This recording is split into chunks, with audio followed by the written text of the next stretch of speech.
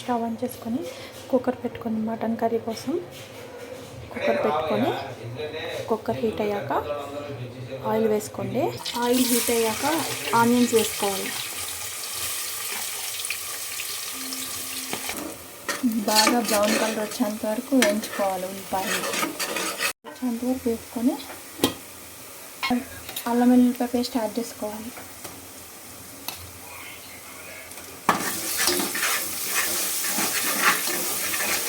అంటే అల్లం వెల్లుల్లిపాయ పేస్ట్ అంత యాడ్ చేసుకుని అంత టేస్ట్ వస్తుంది కర్రీ. తర్వాత అల్లం వెల్లుల్లిపాయ పేస్ట్ మటన్ పీసెస్ యాడ్ చేసుకోవాలి. మటన్ టేస్ట్కి సరిపడా సాల్ట్ కూడా యాడ్ చేసుకోవాలి.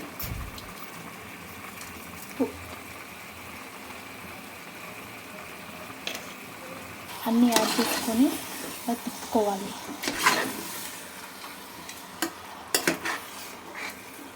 కొద్దిసేపు లో ఫ్లేమ్లో పెట్టుకొని ఉడికించుకోవాలి. మూత పెట్టుకోవాలి. కొద్దిసేపు మగ్గనిచ్చుకోవాలి. మధ్యలో తిప్పుకోవాలి. మధ్యలో తిప్పుకుంటూ ఉండాలి.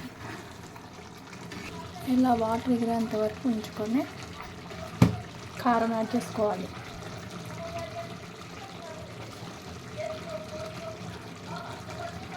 కారం యాడ్ చేసుకొని తిప్పుకోవాలి.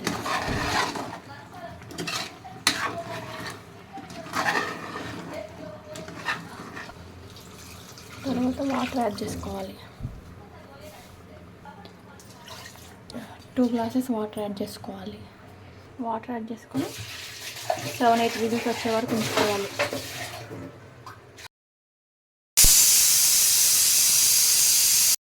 ధనియాల పొడి యాడ్ చేసుకోవాలి. లాస్ట్లో గరం మసాలా కూడా యాడ్ చేసుకోవాలి.